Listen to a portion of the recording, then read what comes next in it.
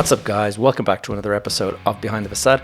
I am your host, Gavin J. Gallagher, and on this podcast, I explore the mental and emotional game, often playing out subconsciously, both in your mind and the mind of everyone else in the real estate or property investment market. The key to success in this game is to master your mindset and behavior, to take control of your thoughts, your emotions, and most importantly, your ego. Welcome to the show. Guys, real quick before we begin, just want to ask you a quick favor. If you can, please stop what you're doing and leave a review for the podcast. Whatever platform you're listening in on, if you can give us a 5-star or whatever the highest rating is, it would be fantastic. And even better, if you found it useful in any way, please write that down on a very brief review if that's possible. It makes such a difference to how the podcast is received out there and pushed out on various platforms. That's all, nothing else to ask. Now let's get on with the show. All right, guys, I guess it should come as no surprise at all that unlocking your full potential and boosting your productivity and your efficiency would make for a popular episode. And it turns out that many of you enjoyed last week's episode so much that you actually wrote messages to me. I got quite a few messages that you really enjoyed the episode. And so I thought, okay, well, I'm on a roll. Why not go and do another one? And this week I'm going to go again. It's going to be something that complements what we talked about last week, and that is how to plan the next 12 months, or as I'm calling it, how to supercharge your year. Now, before I do, I'm going to quickly jump into a couple of updates. And the first one is further to my episode 141 on ChatGPT that I did it's a lot of 10 weeks now back at this stage. I thought I should let you know that this week's video in YouTube, the title and the thumbnail, that is the discipline advantage and the unlocking your full potential. That actually all came from a suggestion from ChatGPT. I told it what the video working title was, which is the one I used in the actual podcast. And then it came out and it spat out this and it said, this will be a more effective title. Now, you let me know what you think. I've done the exact same again this week. So the title and the thumbnail this week, also from ChatGPT. So let me know if you like it, if you notice a difference. I definitely think you guys, if you haven't been, you should be playing with the ChatGPT if you can. It's just, in my view, artificial intelligence and these kind of technical advances that are coming are really, really profound. And you can either be caught napping and this thing will pass you by, or you can be, on top of it and out in front. And certainly in my case, I look at these technical advances that are coming on, I look at them as a little bit like a tsunami that's approaching, okay? And with a tsunami approaching, there's two ways to deal with it. You either run away and get to high ground and just try to keep away from the thing, in which case, you're badly impacted by this thing. It's going to wipe away your home and all that. Or you swim out and you actually meet it and you surf this wave in. And that's the kind of analogy I'm using for this. It's that you either embrace it and you learn to use it and get ahead of the game, get ahead of the curve, or you just keep on doing things as you have been. And basically, when it does come and start making big impacts, you're going to be badly impacted because you're not going to be ready for it. You're not going to have been playing with it. You're not going to have been figuring out how it all works. It's just going to suddenly hit you. And that's one of the reasons why I would suggest that you play with it. Now, I'm pretty obsessed about this now. I'm using it every single day. I'm using it multiple times a day. And just to give you a very small example, my wife last night, she she got a text from her sister, and her sister was doing an exercise, a college exercise, and she asked, "Would you, be able to help with this?" And she had to write a paragraph. Now, I just sort of said, no problem at all. Put it into ChatGPT, and I said, write a paragraph and write it in the voice of a girl of this age, and out it spat with this exactly perfect paragraph that she can take and text back and cut and paste into her work. This is the kind of stuff that I'm talking about. It's really it's pretty groundbreaking. Now, on the topic of last week's episode, I was talking about my habits and my morning routine and stuff, and the fact that I like to do fasting. I just thought I would mention, kind of in passing really, is that as I'm recording this now, I'm in the middle of a 36-hour fast. And the reason I've just passed the 24-hour mark, and it's like 24 hours and 15 minutes at this stage or thereabouts. And you tell me, do I sound or do I look like I'm in bad shape 24 hours without eating anything? I've just been drinking water, and you tell me, do I sound like I'm struggling? I don't think so, but maybe you can hear it in my voice better than I can.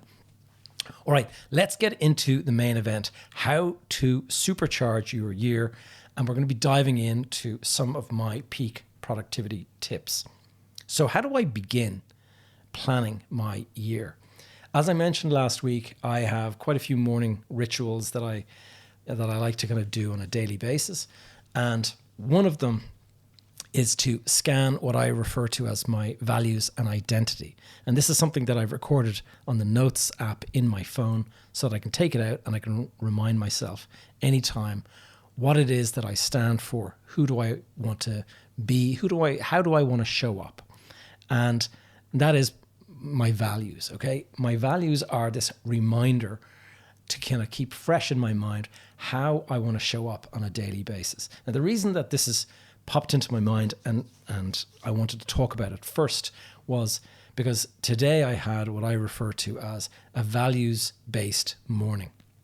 And what I did was I dropped my daughter to school, and then I stopped in a cafe and I took out my journal and I started going through my goals and I started reviewing how am I doing on my goals. It's the 27th of the month as I'm recording this, 27th of March.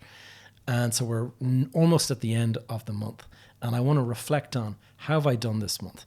Is there anything that I need to work on? Is there anything that's not particularly effective or not working that I need to change? All of this kind of stuff is stuff that I work on to try to just figure out how can I optimize the way I do things and my life in general. After I finished that, I was looking up, I was in a cafe in Shank Hill in Dublin, near to where we're building these houses.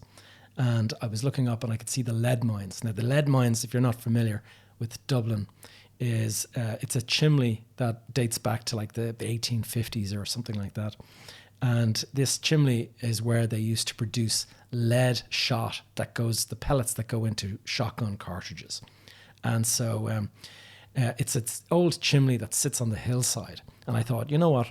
I want to run hike up to there today. So I put on my runners and I started running, and I got up there. The total journey took me about an hour and a half or thereabouts. It's about a 10-kilometer run, but it's all uphill all the way.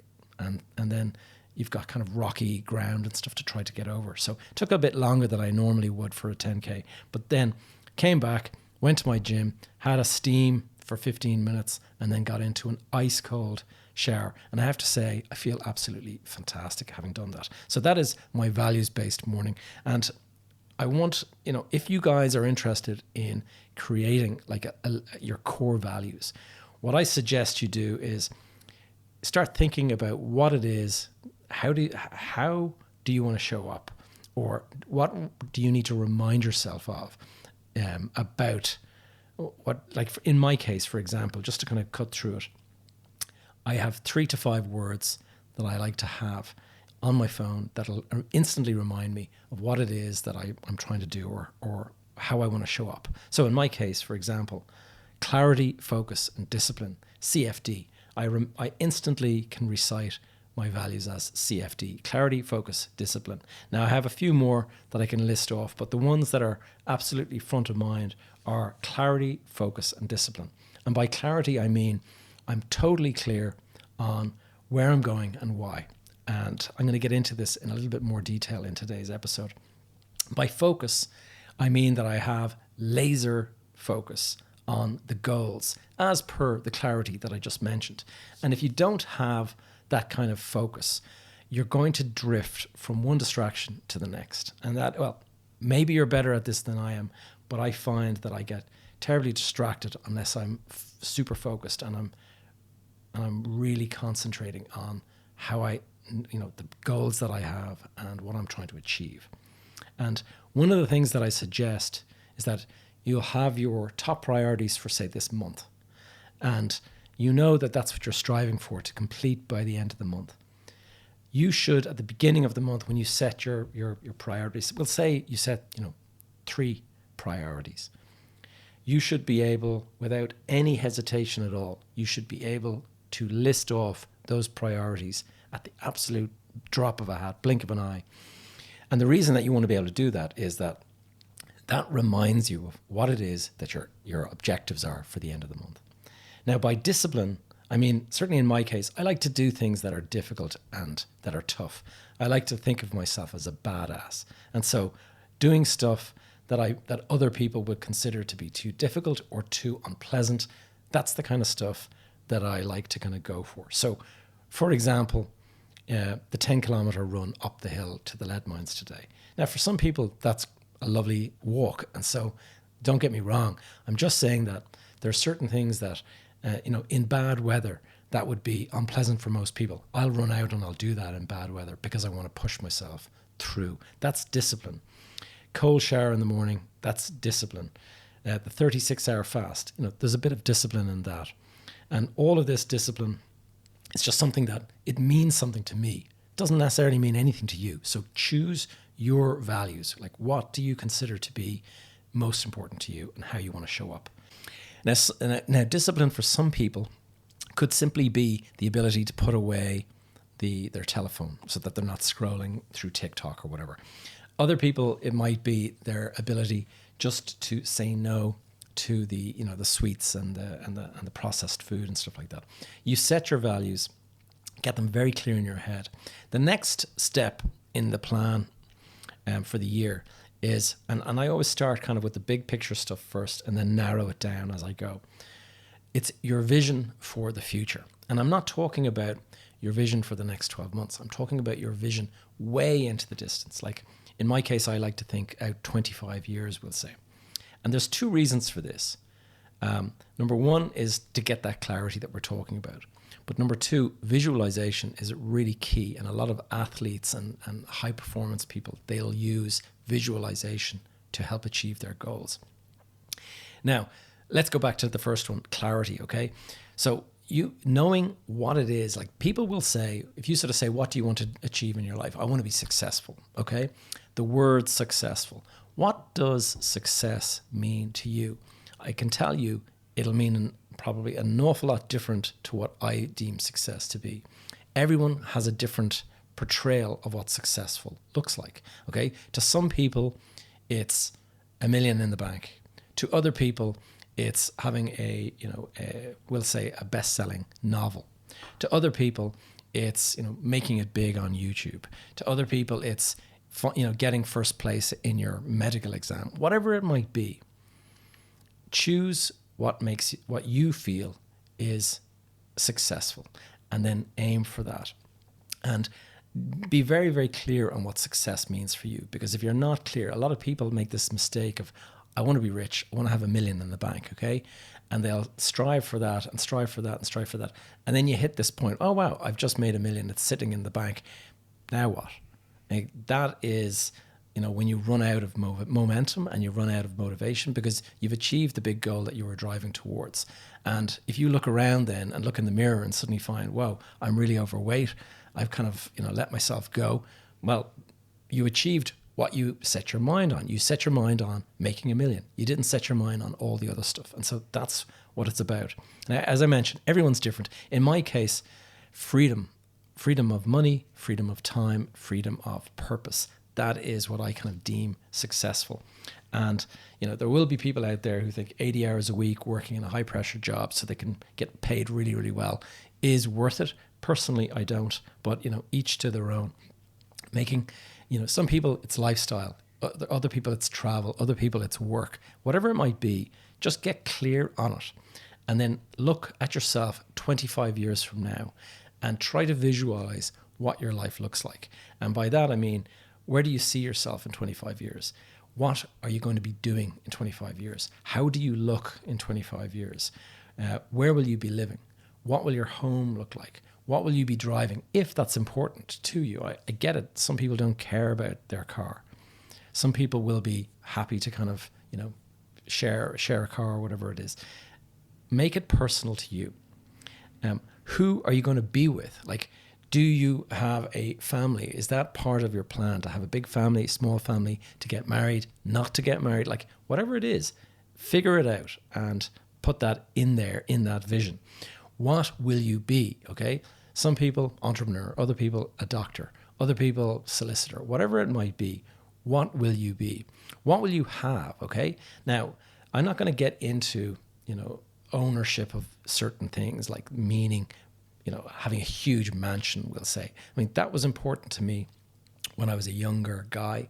It's not really that important to me now. I do like architecture, so I appreciate good quality architecture. So I do like the idea of a nice house that has been designed well and things like that. But do I need this big, huge mansion? No, I don't.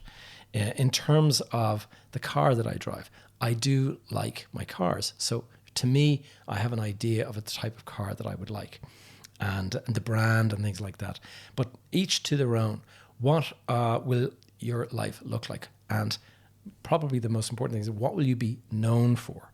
And that can be known for in any sort of say. You could be known for being a philanthropist and donating lots of money to charity. You could be known for being the best at doing a certain type of thing in your community. Whatever it might be, figure it out and put it there in your vision and have a very, very clear vision. Now, this is the second point that I mentioned earlier, visualization.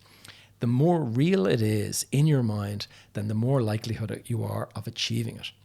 And so you got to make it as visceral as possible. Like, make it so that you can touch and feel and smell it. And this is something that athletes do all the time. And the more closely it feels real in your mind's eye, then the more realistic it feels. And then when you set these plans to achieve it, the more likelihood it is of you actually achieving those plans.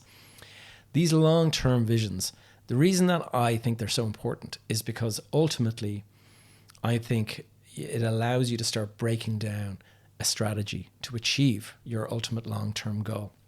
There's a thing called the BHAG, the big, hairy, audacious goal. And it comes from, I think it's a Jim Collins book that, from about, I think at this stage, it's probably 20 years ago. But imagining your future, that big, hairy, audacious goal, that is your vision for the future. And that is what you're aiming for. And make it ambitious. So this is not something that'll be easy to achieve, but it's something that over a period of 25 years, you can achieve it. Then you start to break it down into smaller increments. So what we'll do is, if you have that clarity that the long-term goal, then this is where I start. I'm starting here. I have nothing. I'm aiming for this big, hairy, audacious goal 25 years from now. What is the direction that I'm going? It's only with that clarity around your long-term vision that you can start to map out and create a strategy to achieve it. Otherwise, you're just going to wander through life and things are going to happen to you by accident. You might be successful, but it might be a success, or you might be successful doing something that you have absolutely no desire to do. A lot of people, they go in, they study a certain degree in college because their parents wanted them to do that. But they didn't actually think or consider this themselves until they became the solicitor or the doctor or whatever. And then they're kind of like, why am I doing this? Like, I have absolutely no enjoyment of doing this. I want to do something completely different. And then they embark on doing what it is they want. So that is the point of this exercise. Make sure that you are going to achieve what it is that you actually want to achieve, and that you're going to, be very, very happy when you reach it. Now, for example, crossing the Atlantic. If you were to get into a boat and say, I want to go to New York City, I'm going to cross the Atlantic. If you just sailed out not knowing the direction that you're going, you could end up thousands of miles from New York. So it's knowing the path that you're going and setting the direction so that you know that by the time you get on this long journey, you know that you're on the right path and you know you're going. So you break down your big, hairy, audacious goal. You break it into smaller stepping stones, or what I call milestones. So for example, and I'm going to use a small example here, but let's say you decided, I'm going to run a marathon in 2023. Now, could I go out and run one tomorrow? No, I can't, because I haven't done any training for a marathon. So there's no chance I would be able to run one tomorrow. However, let's say next November, the New York City Marathon is in November every year. Could I achieve that? I think I probably could. And therefore, I am going to go out and start training for a marathon in November. Now, in my case, I would be looking at, it's 42 kilometers to run a marathon, and I have 8 months to run it. November is in 8 months. So let's say 4 months from now, I want to be hitting the 21 kilometer mark, at least, to know that I'm on the right path to getting to 42 by the end of 8 months. And so 20 kilometers in 4 months is my target. So let's break back from that then. What would my target be in 2 months? It would be approximately a 10K. And therefore I say to myself, okay, the goal for the next 2 months is a 10K. So by the end of this month, I should be running at least 5K. Because if I'm running 5K by the end of this month, I would hope to be hitting 10K by the end of next month. And so on. You can kind of see the direction that you're going. And you also know whether you're on the right path or not. If at the end of the month, you're still only doing 3 kilometers, then you either have a lot of work to do or you're not going to achieve your ultimate goal. Another way of putting it is, how do you eat an elephant? One piece at a time. So just break these big goals into much smaller, more manageable chunks, and it becomes a lot easier. Now, before we go any further on the whole goal thing, the next thing is establishing a purpose, okay? What is your why? And do you have a purpose, or are you clear on what your purpose is? Now, this is something that people like Simon Sinek talk about, like, what's your why? And the reason why it's so important is because when you look back on your life at some point in the future, let's say fast forward 60 years, and you're on your deathbed and you're there and you're looking back and you're reflecting on your life, like, what do you want it to mean? What do you want to be able to say, yeah, I did a pretty good thing, I did this, or I achieved that, or whatever? That's going to be the overall meaning of your life, or the purpose, the overarching purpose that you made your life about. Now, the reason why that's important is because if you have a purpose, if it's clear to you and it motivates you and it inspires you and it gives you energy, then you're going to push through the difficult times. And it's like when I talk about, the difficulties I had in 2008, when I went through all of the difficulties with the global financial crash. When that happened, it could be very easy to kind of just give up and say, right, that's it, I'm out, and that's it. But if you have a bigger purpose, or if you have like a vision for the future, well, then you can weather those storms and you can push on through. And that's the whole idea here, is life throws you curveballs, we'll say, or you're going to have barriers and obstacles on your way. And if you have a strong enough purpose, you'll push through those. But if you don't have a purpose, you'll be like, why am I doing this? I'm just going to give up here and move on to something easier. And that is, you'll never achieve anything if you don't push through the hard things and the obstacles. Now, the next thing is, well, just to let you know, in terms of I've got my big why, my purpose, but I've also got kind of a daily reminder, the purpose, like why I'm doing all what I'm doing. Why do I work as hard as I do? I have what I call my 5 Fs, okay? My 5 Fs are my family, my fitness, my finances, my flame, and my freedom, okay? And by flame, I mean the burning passions, the kind of the things that really light my fire. And those are being able, when I said having the freedom of purpose, that's what I mean, to be able to go after the stuff that really, really inspires me and motivates me. Now, starting to get into a little bit more detail now, the next 12 months. And this is what I like to establish, the big goal for the year, or the target for the year. And what I call it my mission, all right? Your mission this year. The old Impossible Mission movies, your mission if you choose to accept it. But it sounds a bit corny when I say it like that. But your mission is what are you aiming to achieve in the next 12 months? And now you can have 12 months that has, multiple goals. So you might have a fitness goal, you might have a professional goal, you might have a personal travel goal, whatever it might be. Those are all fine, but you have an overarching one that will be your mission, that it is the most important goal to achieve is this. And so I call it my mission.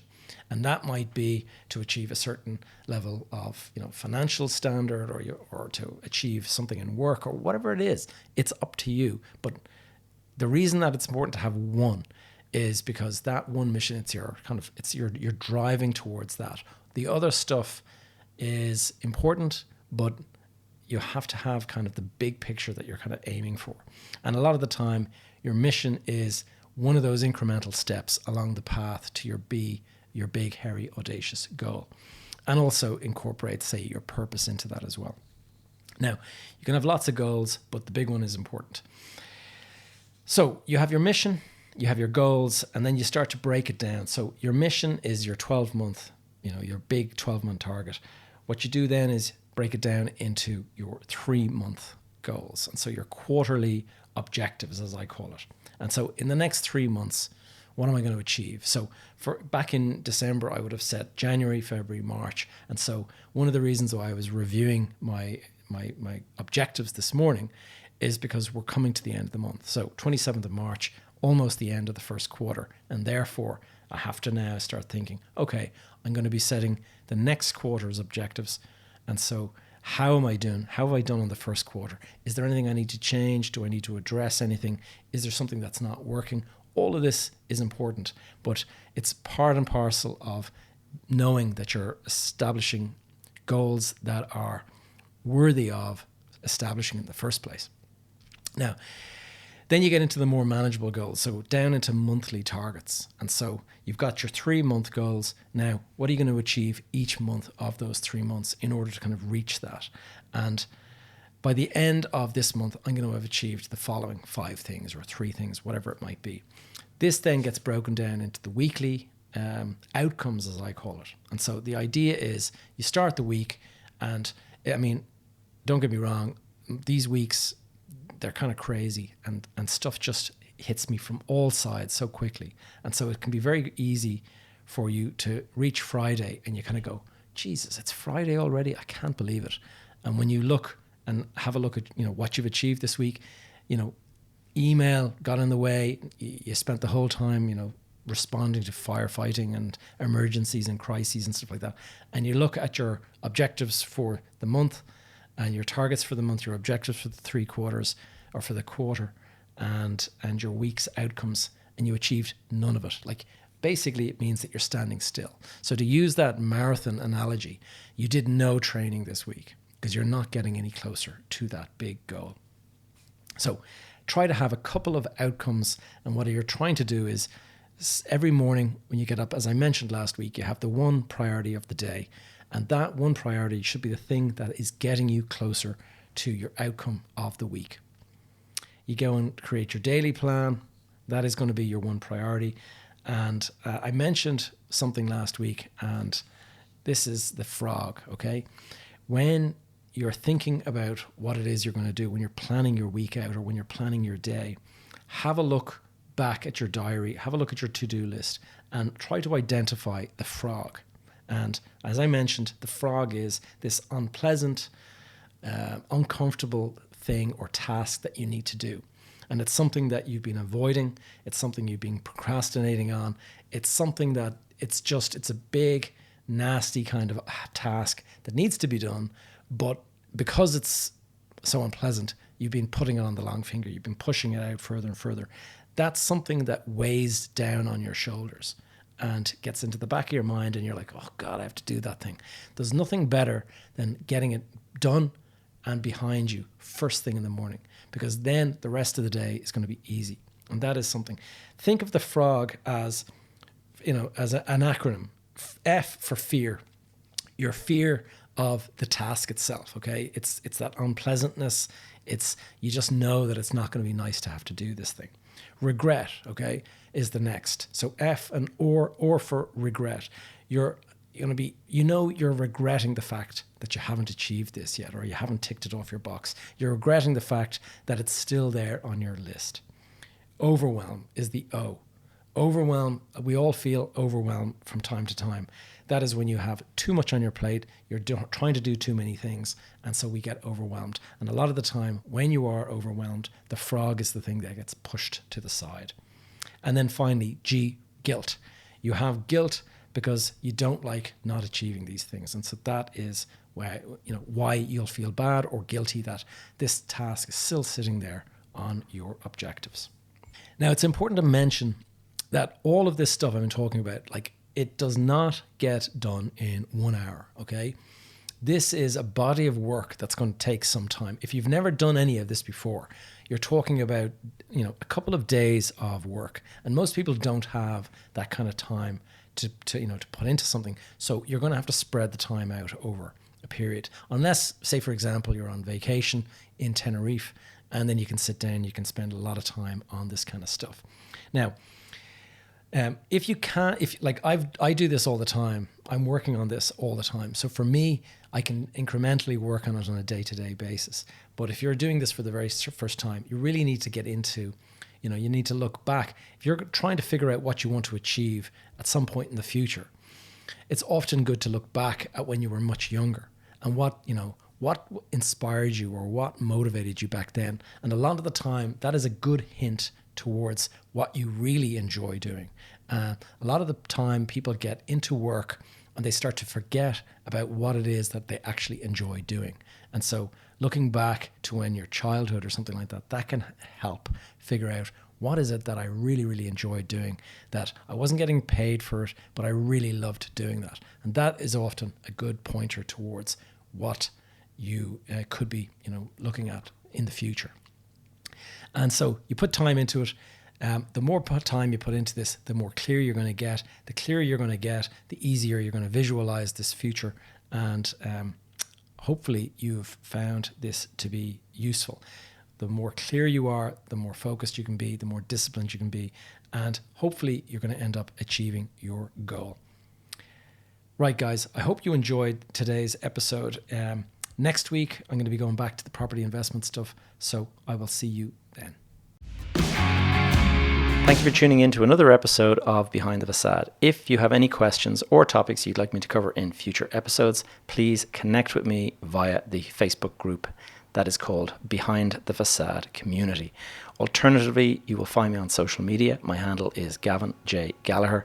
You can stay up to date with all of my content and the various projects I'm working on over on my website, gavinjgallagher.com.